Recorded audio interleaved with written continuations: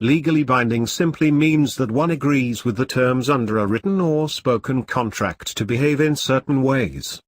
The terms and conditions of such a contract can either prohibit or define appropriate behavior under the agreement. Violation of terms in this type of agreement can either void the contract, or cause legal repercussions.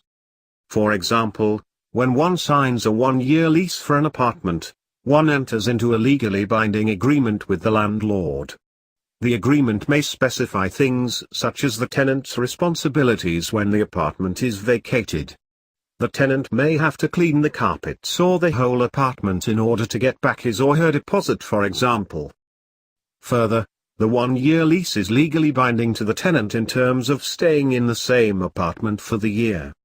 Unless the landlord violates some aspect of the contract, like failing to provide necessary repairs, the tenant is obligated not to move during the year contract.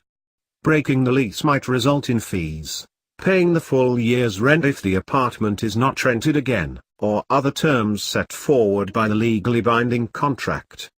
Using certain types of software, or websites may also require one to agree to terms and conditions.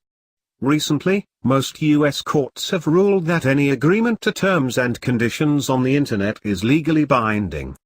Therefore, if one violates the terms and conditions of the agreement, one is essentially tied up legally to whatever one agreed to in the first place.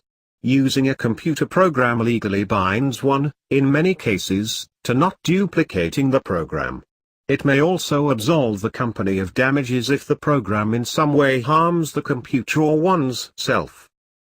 Entering into a marriage is another form of a legally binding agreement. People who enter their marriage under false pretenses may void this agreement. Essentially, however, people who marry are bound legally to maintain the marriage state. In order to end a marriage, one must go to court and apply for a divorce to void the marriage contract.